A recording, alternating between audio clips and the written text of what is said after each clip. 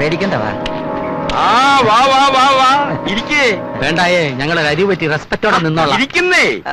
ഇരിക്കാനല്ലേ? എന്തിനാ കാണണമെന്ന് പറഞ്ഞു പറയാം. അതിനു മുമ്പ് എന്താ കുടിക്കുന്നേ? ബ്രാൻഡിയോ റമ്മോ ജിന്നോ വിസ്കിയോ ഏതാ വേണ്ടത്?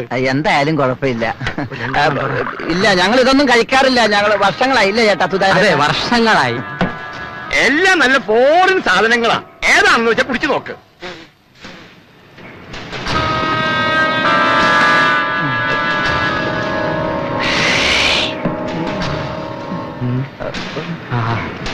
ഏതായാലും സാറ് നിർബന്ധിക്കുന്നുണ്ട്. ഇവനെണ്ണം എത്ര വേണേലും കൊന്നോട്ടെ. സാറുമാർക്ക് അളവൊന്നും നോക്കണ്ട കേട്ടോ.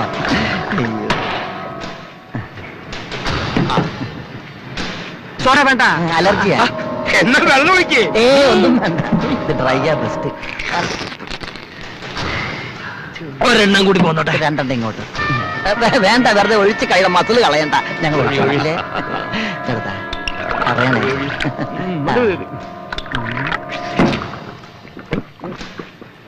നിങ്ങളെ രണ്ടുപേരെയും ഞാൻ ഇവിടേക്ക് ക്ഷണിച്ചു.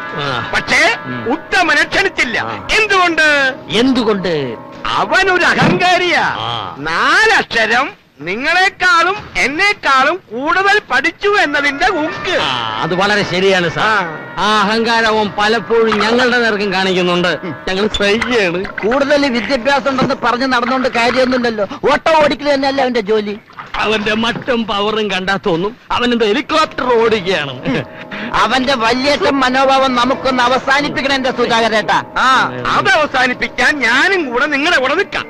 അതിന്റെ ആദ്യപടിയായിട്ടാണ് ഇന്നത്തെ ചർച്ചയിൽ നിന്നും ഉത്തമനെ ഒഴിവാക്കിയത്. എന്ത് ചോർച്ച? ചോർച്ചയല്ല, ചർച്ച. ചർച്ച പറയാം. ഉത്തമന്റെ കാര്യം പറഞ്ഞതുപോലെ തന്നെയാണ് നിങ്ങളുടെ അമ്മായി അപ്പൻ അർജുനൻ പിള്ളയുടെ കാര്യവും. ഇതുവരെ നിങ്ങൾക്ക് അയാളിൽ നിന്നും അവഗണനയല്ലാതെ സ്നേഹമോ വാത്സല്യമോ ബഹുമാനമോ എന്തെങ്കിലും കിട്ടിയിട്ടുണ്ടോ? ഒരു കോപ്പും കിട്ടിയിട്ടില്ല. ഇല്ല. 1 സെന്റ് സ്ഥലമെങ്കിലും നിങ്ങളുടെ പേരിൽ എഴുതി തന്നിട്ടുണ്ടോ? ഇതുപോലൊരു ചിക്കൻകാല് പോലും ഇന്നുവരെ വാങ്ങി തന്നിട്ടില്ല. തരില്ല. അതുകൊണ്ട് അയാളെ ചെറുതായിട്ടൊന്ന് വഹിക്കാനുള്ള പരിപാടികള് ഞാൻ ആസൂത്രണം ചെയ്തിട്ടുണ്ട്. മനസ്സിലായില്ല ചേട്ടാ. ചില ബ്ലാങ്ക് പേപ്പേഴ്സിൽ അർജുനൻ പിള്ളയെ കൊണ്ട് ഞാൻ ഒപ്പിടിവിച്ച് വാങ്ങിച്ചിട്ടുണ്ട്. അത് വെച്ച് ആ വീട് നമ്മുടെ എല്ലാവരുടെയും പേരിലാക്കുന്നു. അത് വിറ്റ് കിട്ടുന്ന കാശിൽ നിന്നും ഓരോ ഷെയർ നിങ്ങൾക്ക് 2 പേർക്കും ഞാൻ തരും. അത് കൊള്ളാം. പക്ഷേ നിങ്ങൾ എന്റെ കൂടെ നിൽക്കണം. എന്തിയേ? ഞങ്ങൾ ആശാന്റെ കൂടെ നോയേ. പക്ഷെ ഞങ്ങൾക്ക് ഒരാളോടും കൂടി അത് ചോദിക്കാനുണ്ട്. അതാരാ സുധാകരേട്ടാ? ഉത്തമ. ഓ, മറന്നുപോയി. ഇതാണ് ഉത്തമൻ. എന്റെ അടുത്ത് പറഞ്ഞിട്ട് തന്നെയാണ് മേനോനെ ഏവരിങ്ങോട്ട് വന്നത്. താൻ എന്താ വിചാരിച്ചത്? വിസ്കിയും ബ്രാൻഡിയും തന്ന് ഞങ്ങളെ വിലയ്ക്ക് വാങ്ങാവുന്നോ? തന്നെ പോലെ കൂടെ നിൽക്കുന്നവരെ കാല് വാരാനും കുതികാൽ വെട്ടാനും ഞങ്ങൾ പഠിച്ചിട്ടില്ല. പച്ചനോട്ടിന്റെ കെട്ട് കാണുമ്പോ കണ്ണ് മഞ്ഞളിക്കുന്ന ചങ്ങാത്തമല്ലേ ഇത്? ഞങ്ങൾ ഒറ്റ കെട്ടാ. ആ വീട് വിറ്റ് കാശടിക്കാൻ താൻ കണ്ട അവസാനത്തെ വഴിയാണിതല്ലേ? നടക്കില്ലടാ മോനെ, നടക്കില്ല. 18 തടവും ഒരുമിച്ച് പ്രയോഗിച്ചാലും ഞങ്ങളെ തമ്മിൽ പിരിക്കാൻ പറ്റുന്ന ചാളെ. എല്ലാത്തിന്റെ മുട്ടുകാരി ഞാൻ തല്ലി ഓടിക്കും. ഇതുപോലത്തെ ചെറ്റ പരിപാടികളൊക്കെ വന്നാലുണ്ടല്ലോ ഈ ഗോഡൌണിലിട്ട് തന്നെ പൂട്ടി തീ കൊടുത്തു. പെട്രോൾ ഒഴിച്ച് തീ കൊടുത്തു. എന്നാ മാന്തിക്കൊണ്ടിരുന്നോ?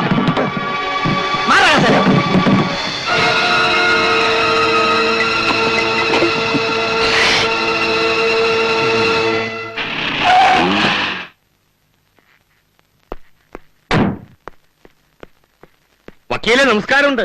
എന്താ അത്യാവശ്യമായി വരാൻ പറഞ്ഞത്? പഠിച്ച പണി 18 പറ്റിയിട്ടും അവരെ 3 ഒതുക്കാൻ പറ്റിയില്ല അല്ലേ? 18 വരെ പോയിട്ടില്ല, അത് തുടങ്ങാൻ പോകുന്നതേ ഉള്ളൂ. എന്നാ അവന്മാരെ 19 കാലെടുത്ത് വെച്ചു കഴിഞ്ഞു. തെളിച്ചു പറ വക്കീലെ, പ്രഷർ കൂടും. ഇപ്പൊ കേസ് ഇത് സിവിലാണ്. പക്ഷെ അവരൊന്ന് പിടിമുറുക്കിയാല് സംഭവം ക്രിമിനൽ ആവും. ഓ, എന്റെ പറശ്ശിനിക്കടവ് മുത്തപ്പ, വിഗ്രഹം മാറ്റാൻ ഒരു വഴി പറഞ്ഞു തരണേ. പേടിക്കാതിരും എന്നെ. ഇത് അവരുടെ വക്കീല് മാത്യു വർഗീസിന്റെ ഓഫീസിൽ നിന്ന് കിട്ടിയ ഒരു ന്യൂസ് വെച്ച് ഞാൻ പറയുന്നതാണ്. ന്യൂസ് ശരിയാവണമെന്നില്ലല്ലോ, എന്നാലും നമ്മളൊരു തടയിടുന്നത് നല്ലതാണ്. പറഞ്ഞോളൂ. യുദ്ധം കഴിഞ്ഞിട്ട് കിടങ്ങി കുഴിച്ചിട്ട് കാര്യമില്ലല്ലോ. സ്വത്ത് ഭാഗം വെക്കുന്നതിന് മുമ്പ് സ്വന്തം മകൻ, അതായത് അജയൻ, അച്ഛനെ പറ്റിച്ചാണ് ഈ രേഖ ഉണ്ടാക്കിയെന്ന് വന്നാലേ ഞാൻ നേരത്തെ പറഞ്ഞ ക്രിമിനൽ കേസ് വരത്തുള്ളൂ. ഓഹോ, അങ്ങനെ ഒരു ബുദ്ധി അയാളുടെ വക്കീൽ വഴി പിള്ളയുടെ തലയിൽ കയറിയ അയാൾക്ക് നിയമത്തിന്റെ മുമ്പിൽ സഹതാപം കിട്ടുന്ന ഏറ്റവും വലിയ പോയിന്റ് ആയിരിക്കും ഇളയ മോളുടെ കല്യാണം. നമ്മുടെ നിയമം എപ്പോഴും പെണ്ണുങ്ങൾക്ക് അനുകൂലമാണല്ലോ. അതുകൊണ്ട് നിശ്ചയിക്കപ്പെട്ടിരിക്കുന്ന ആ കല്യാണം ഉടനെ ഒന്നും നടക്കാൻ പാടില്ല. എത്ര കണ്ട് നീട്ടിവെക്കാൻ പറ്റുമോ അത്ര കണ്ട് നീട്ടി വെപ്പിക്കുക. പിടി കിട്ടിയോ?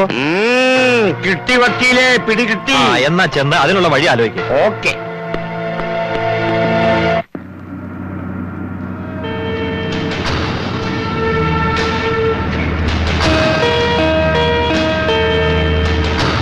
അജയ, ഏപ്രിൽ 14 പറയുമ്പോ ഇനി ഒട്ടും സമയമില്ല. എനിക്കതാ ഒരു അസ്വസ്ഥത. എന്തൊക്കെ പറഞ്ഞാലും അജയന്റെ സഹോദരിയല്ലേ. കല്യാണം ഒന്ന് നീട്ടി കിട്ടിയിരുന്നെങ്കിൽ നമുക്കത് ഭംഗിയായി നടത്തിക്കൊടുക്കായിരുന്നു. നീട്ടിവെക്കാന്ന് പറഞ്ഞാ അതെങ്ങനെയാ? നമുക്ക് ചെക്കന്റെ വീട്ടുകാരോട് നേരിട്ട് സംസാരിച്ചാലോ? അത് വേണോ? ദിവസം അല്പം ഒന്ന് അങ്ങോട്ട് തള്ളുക, അത്ര നമ്മൾ പറയുന്നുള്ളൂ. അവരത് സമ്മതിച്ചാൽ നമുക്കത് വലിയ കാര്യമായി. ശ്രമിച്ചു നോക്കാം.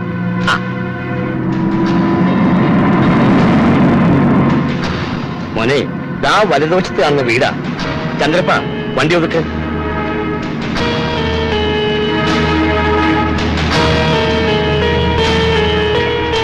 നിക്ക്, ഞാൻ ആദ്യം പോയി സംസാരിക്കാം, എന്നിട്ട് മോൻ വന്നാ മതി.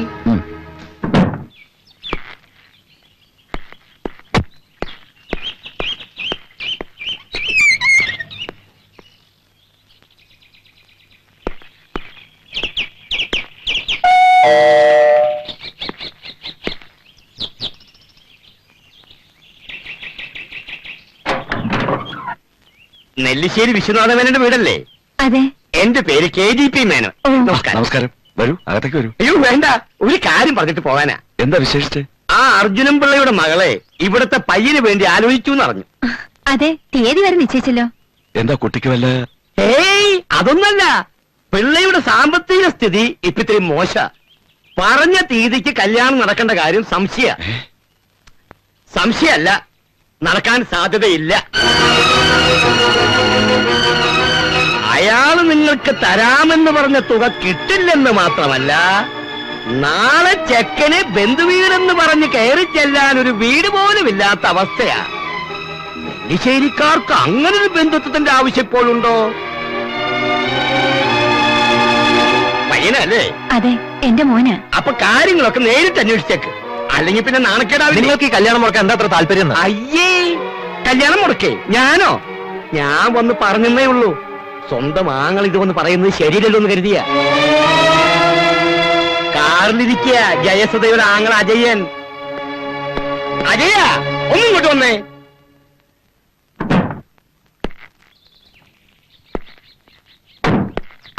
വിവരങ്ങളൊക്കെ ഞാൻ പറഞ്ഞിട്ടുണ്ട്. ഇനി ഒരു തീരുമാനം എടുക്കേണ്ടത് നിങ്ങളാ. പറഞ്ഞെന്ന് മാത്രം. എന്നാ പിന്നെ ഞങ്ങൾ ഇറങ്ങട്ടെ. നമസ്കാരം കേട്ടോ. പോവാൻ മോനെ. ഇനിയിപ്പോ എന്താ ചെയ്യാ?